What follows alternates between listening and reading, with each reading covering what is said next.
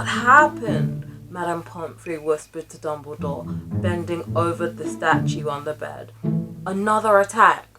It means, said Dumbledore, that the Chamber of Secrets is indeed open again.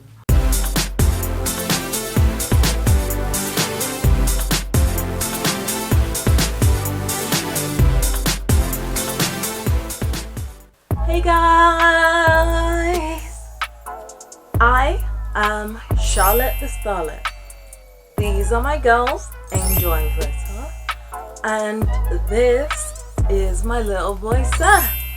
Today we are finally getting back to Harry Potter and the Chamber of Secrets by J.K. Rowling. Now, since I am a mystery/thriller writer, I don't just react, I review. And the way I do it is simple. If I like something, I add a point, starting from the last video's total. And if I don't, I take one off. Right, let's jump in. He falls off his broom. With a splattering thud, he hit the mud and rolled off his broom. His arm was hanging at a very strange angle, riddled with pain. Lockhart still cast some kind of spell on his arm. Lockhart didn't fix Harry's bones. He removed them. Okay, so Harry is still in the infirmary after the cursed bludger broke his arm, and now it's nighttime and Harry is trying to sleep. Harry woke quite suddenly in the pitch blackness and gave a small yelp of pain. His arm now felt full of large splinters. For a second, he thought it was that had woken him. Then, with a thrill of horror, he realized that someone was sponging his forehead in the dark. What? Weird? Like, does he have a fever or something? Get off, he said loudly. And then, Dobby! The house elf's goggling tennis ball eyes were peering at Harry through the darkness. A single tear was running down his long, pointed nose. Harry Potter came back to school, he whispered miserably. Dobby warned and warned Harry Potter. Sir, why didn't you heed, Dobby? Why didn't Harry Potter go back home when he missed the train? Harry heaved himself up on his pillows and pushed Dobby's sponge away. What are you doing here? He said. And how did you know I missed the train? Dobby's lip trembled, and Harry was seized by a sudden suspicion. It was you, he said slowly. You stopped the barrier from letting us through. Indeed, yes, sir, said Dobby, nodding his head vigorously, ears flapping. Dobby hid and watched for Harry Potter and sealed the gateway, and Dobby had to iron his hands afterwards. He showed Harry 10 long bandaged fingers. But Dobby didn't care, sir, for he thought Harry Potter was safe, and never did Dobby dream that Harry Potter would get to school another way. Goodness, he just doesn't give up. He was rocking backwards and forwards, shaking his ugly head. Alright, that's a bit disrespectful to call him ugly in the narrative. Dobby was so shocked when he heard Harry Potter was back at Hogwarts, he let his master's dinner burn. Such a flogging Dobby never had, sir. Harry slumped back onto his pillows. You nearly got Ron and me expelled, he said fiercely. You'd better clear off before my bones come back, Dobby, or I might strangle you. Dobby smiled weakly. Dobby is used to death threats, sir. Dobby gets them 5 times a day at home. Aww. He blew his nose on a corner of the filthy pillowcase he wore, looking so pathetic that Harry felt his anger ebb away in spite of himself. Why'd you wear that thing, Dobby? He asked curiously. This, sir? Said Dobby, plucking at the pillowcase. 'Tis a mark of the house elf's enslavement, sir. Dobby can only be freed if his masters present him with clothes, sir. The family is careful not to pass Dobby even a sock, sir, for then he would be free to leave their house forever. Dobby mopped his bulging eyes and said suddenly, Harry Potter must go home. Dobby thought his bludger would be enough to make... Your bludger? Said Harry, anger rising once more. What do you mean, your bludger? You made that bludger try and kill me. Not kill you, sir. Never kill you, Dobby said, shocked. Dobby wants to save Harry Potter's life. Oh yeah, sure. Better sent home grievously injured than remain here, sir. Dobby only wanted Harry Potter hurt enough to be sent home. Whatever the reason Dobby wants Harry to go home must be pretty bad if he's doing all of this in order to save Harry. But it does create a great sense of mystery and suspense. How could I forget suspense? Oh, is that all? Said Harry angrily. I don't suppose you're going to tell me why you wanted to send me home in pieces. Ah, if Harry Potter only knew, Dobby groaned, more tears dripping onto his ragged pillowcase. If he knew what he means to us, to the lowly, the enslaved, us dregs of the magical world. Dobby remembers how it was when he, who must not be named, was at the height of his powers, sir. We house elves were treated like vermin, sir.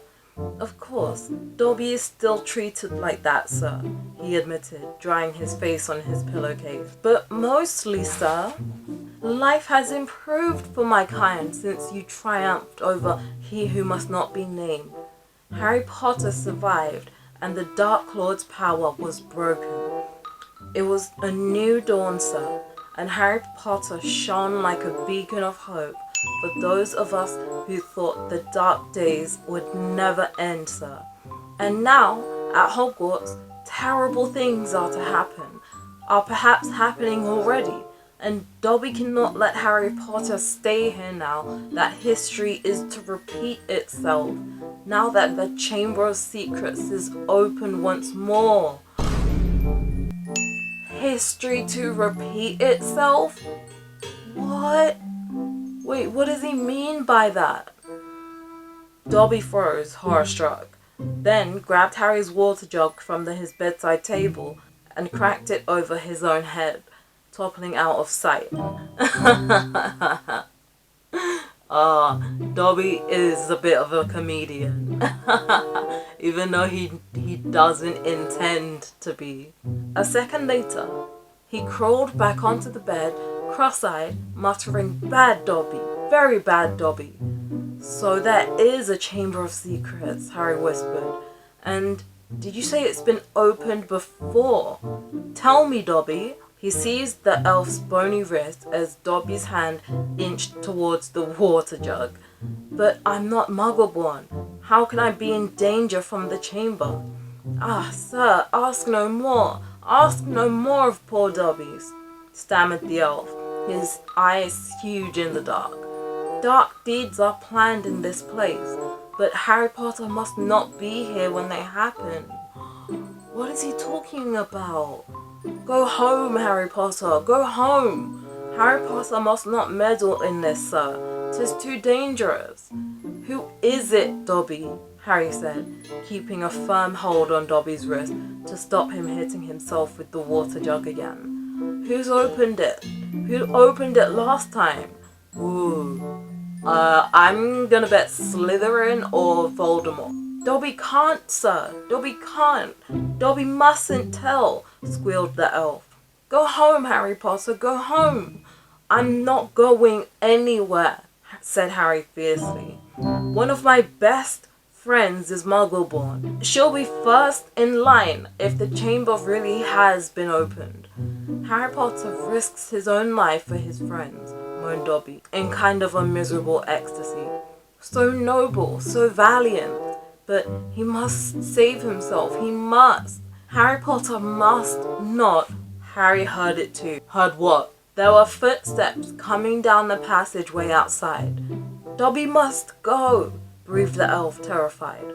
There was a loud crack and Harry's fist was suddenly clenched on thin air. He slumped back into his bed, his eyes on the dark doorway to the hospital wing as the footsteps drew nearer. Next moment, Dumbledore was backing into the dormitory, wearing a long woolly dressing gown and a nightcap. He was carrying one end of what looked like a statue. Professor McGonagall appeared a second later, carrying its feet. Together, they heaved it onto a bed. "Get Madame Pomfrey," whispered Dumbledore, and Professor McGonagall hurried past the end of Harry's bed out of sight. Harry lay quite still, pretending to be asleep. He heard urgent voices, and then Professor McGonagall swept back into view, closely followed by Madame Pomfrey, who was pulling a cardigan on over her nightdress. He heard a sharp intake of breath. "What happened?" Madame Pomfrey whispered to Dumbledore, bending over the statue on the bed. "Another attack," said Dumbledore. "Minerva found him on the stairs. There was a bunch of grapes next to him." "What?" said Professor McGonagall. "We think he was trying to sneak up here to visit Potter." "Oh." Harry's stomach gave a horrible lurch. Slowly and carefully, he raised himself a few inches so he could look at the statue on the bed. A ray of moonlight lay across its staring face.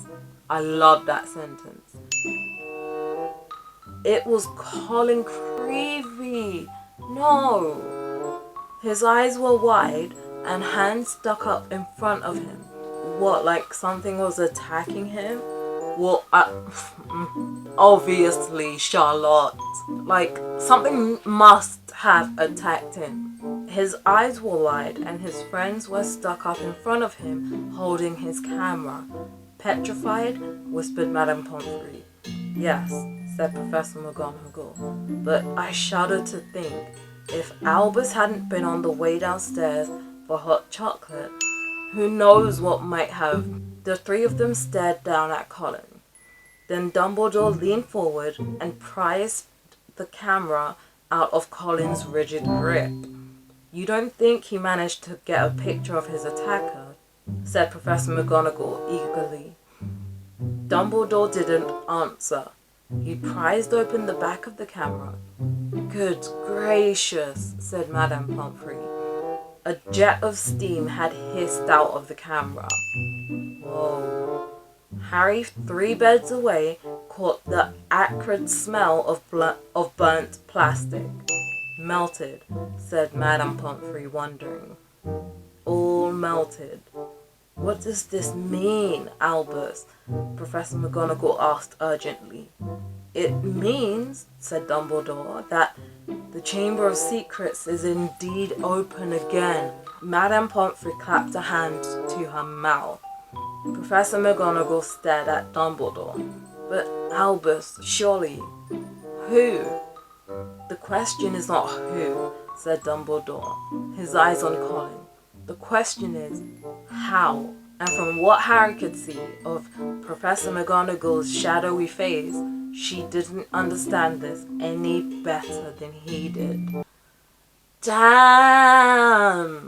Ooh, the mystery! The mystery and suspense in that chapter was just, mwah. You know, I think that's where I'm gonna leave it for today. But like I said in my comeback video, I'm still recovering from my sickle cell complications, so I'm trying to get into the groove of things again. I hope you enjoyed this video. If you did, make sure to give the like button and the notification bell a little kiss. It'll be just like kissing me. And subscribe to become a Starlet. And don't forget to follow me on Snapchat, Twitter, Instagram, and Patreon. Anyway, I'll see you guys later. Bye!